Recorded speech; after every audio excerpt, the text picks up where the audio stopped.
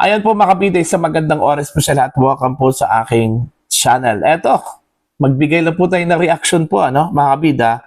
Dito ho sa hamon po mga kabida ni Palace Press Officer Undersecretary Claire Castro po, ng isang debate po para ho kay Vice President Sara Duterte, Okay? Hindi pa nga kumasa po, si VP Sara mga kabida, dun ho sa hamon po, ni Lovely Granada po para sa isang public debate. Ito na naman po.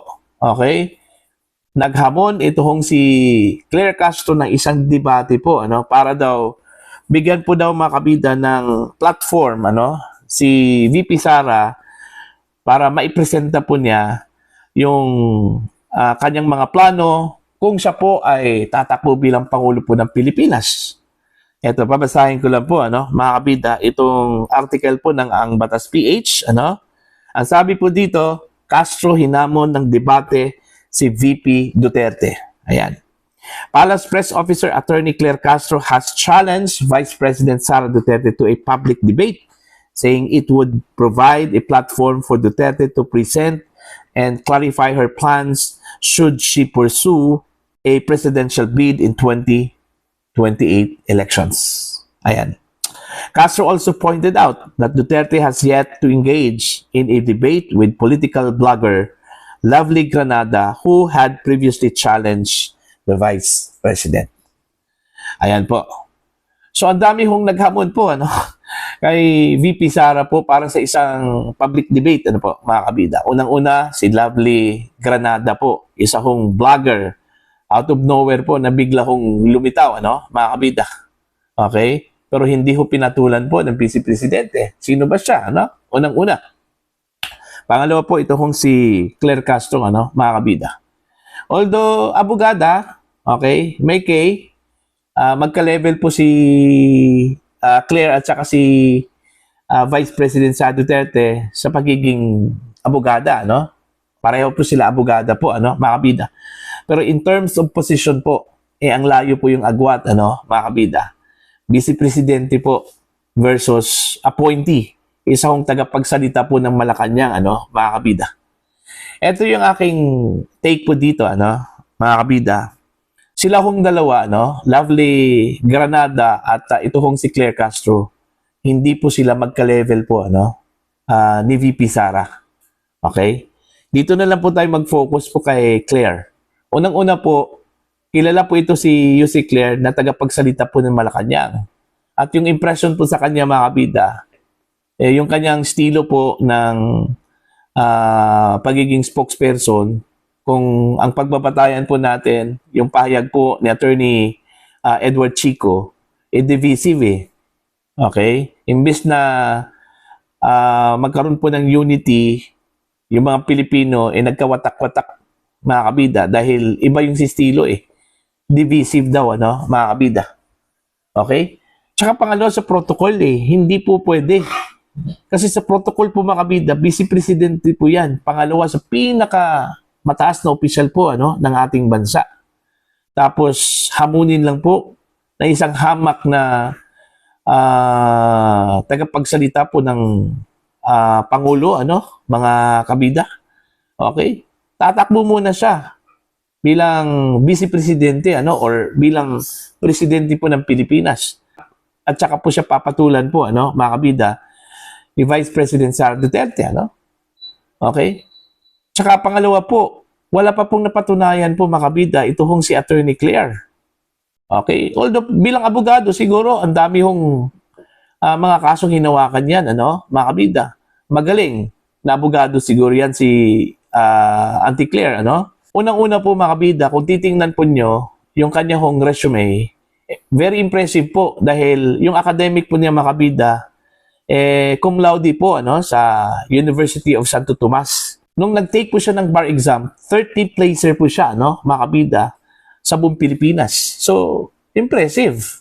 Yung kanyang academic status po, mga kabida. Samantalang si VP Sara po, mga kabida, ordinaryong estudyante, pumasa po, sa isang bar exam, sa San Sebastian College po, mga kabida. Okay? Pero in terms of position, napakalayo yung agwat. Okay? Unang-una, naging mayor po ng Davao City, naging vice mayor po ng Davao City. Ilang term na naging mayor, okay? Hanggang tumakbo bilang vice presidente, nanalo po bilang vice presidente. At hindi lang po basta-bastang nanalo bilang vice presidente, ano? Overwhelming po mga kabida yung kanyang pagkapanalo. Imagine 32 million po yung boto na nakuha po niya, no? Mga kabida. Mas mataas pa po, ano? Sa boto po ng presidente po ng Pilipinas na si Bongbong Marcos. Tapos hahamunin ka lang po ng isang tagapagsalita po ng Malacanang o di kaya tagapagsalita po ni Pangulong Ferdinand Bongbong Marcos, ano? Mga kabida. Yun yung challenge po, ano, kay Yussi Claire.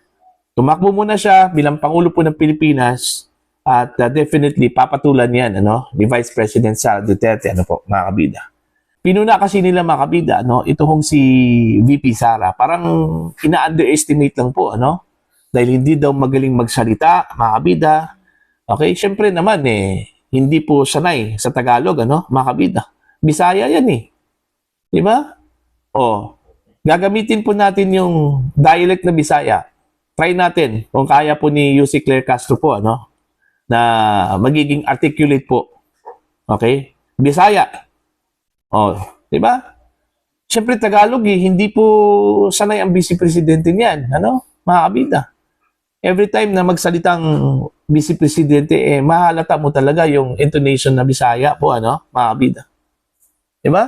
Kaya yun yung impresyon na hindi po magaling magsalita si VP Sara. Alright? Pero titingnan mo yung kanyang mga speeches, ano, mga kabida. Titingnan mo yung the way she talks. May laman diba? Puro sapul po yung mga kalaban po, ano? Every time na magsalita, ito hong si VP Sara, mga kabida. Okay? So again, hindi po sila magka-level. Si Undersecretary Claire Castro at saka si Vice President Sara Duterte, ano po? Okay? Nung binasa ko po mga kabida yung mga comments, yun. Mababasa po ninyo mga kabida yung mga komento po ng mga netizens po doon, ano? Na hindi daw magkapareho yung wavelength, ano? Mga kabida. Keso ito hong si Claire Castro, yung kanyang style ay bardagulan, ano, mga kabida. While ito hong si Sara Duterte, prim and proper, ano. Okay? So, magkaiba talaga, no, mga kabida. Okay? Siguro kung ordinaryong abogado lang yan, pwede. Okay? Pwede ho sila. Magka-level po sila, no, mga kabida. Siguro mas lamang pa nga, no, si Claire Castro kasi matalino Okay? Cum laude at saka bar placer po, ano, mga kabida. Di ba? Kung abogado lang po, o pagiging abogado lang po yung pagbabatayan po natin, ano, mga kabida, posisyon Alright? Politiko. At may pangalawa po sa pinakamataas na posisyon po ng Pilipinas, ang hawak po ni VP Sara, no, mga kabida. Di ba? So, in terms of protocol, malayo po. Malabo po na pagbigyan po, ano, mga kabida, ni Vice President Sara Duterte, ano po. Okay? Ito hong si Undersecretary Claire Castro, ano, mga kabida. Hindi ko naman po minamaliit po ito hong si Yusek kasi sabi ko nga in terms of academic po mga kabida, mas lamang po ito hong si Yusek Claire, ano, kaysa kay Vice President Sara Duterte. Ang pinag-usapan po natin dito is posisyon Okay? Katulad nga ng Pangulo, ano, hindi po pwedeng maghamon po mga kabida ang isang secretary kay Pangulong Marcos, ano, para sa isang debate po, ano, mga kabida. Kasi yun nga protocol yung pinag-uusapan po natin dito, ano, mga kabida. Diba? Yun ngang diplomatic relation po, ano, yung pakikipag-usap po mga kabida sa mga pinuno po ng ibang bansa, ano, mga kabida. Diba? Protocol talaga yan na from head of state to head of state. Hindi po pwede na from head of state to the vice president or the secretary. Hindi po pwede yon. Hindi po protocol yon. Out of protocol po yon, ano, mga kabida. Kailangan po ang isang head of state makikipag-usap po sa isang head of state. Ganon. Ka-level po niya, mga kabida. ganun din yun, ano? Dito ho kay Undersecretary Claire Castro at saka kay Vice President Sara Duterte o di kaya Lovely Granada at saka Vice President Sara Duterte, ano? Okay? Kung gusto po ni UC Claire ng debate, ano? Oh, isasangkalan ko mga kabida, itong si Attorney Rowena Guanzon. Oh, magka-level po yan. Oh, di ba? Pareho po sila mga abogado. Pero kung tutuusin po in terms of experience, hindi po sila magka-level po, ano, mga kabida, ni Attorney Rowena Guanzon kasi unang-una dating COMELEC Commissioner, dating COA Commissioner, ano, mga kabida, dating mayor po ng Cadiz. O see? 'Di ba? Pero pwede. Okay, pwede po. O, 'di ba? Si dating COA Commissioner Attorney Rowena Guanzon, papayag 'yan. Okay? Anong gusto po ni Jose Claire Bardagulan? Mas lalong papayag 'yan, ano?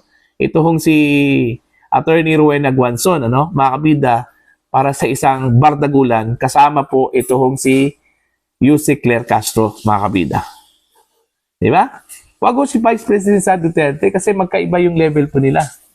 Okay? Hayaan po niya. Pag magbitiw po ito kung si Sara Duterte, hindi na po ito politiko, ano? Okay? Baka naman po pagbigyan po siya ni Vice President Sara Duterte, ano po, mga kabida. Okay? So, yun. Para po sa inyo, ano po ang inyong opinion po at pananaw po dito sa hamon po mga kabida ni UC Claire Castro, ano? Kay Vice President Sara Duterte para sa isang public debate, mga kabida. Alright? Please comment down. Sa mga hindi pa po subscriber po sa akin channel, please subscribe. Just click the subscribe button, click the notification bell, click all para updated pa kayo mga kabida sa aking mga uploads. Maraming salamat po sa inyong lahat.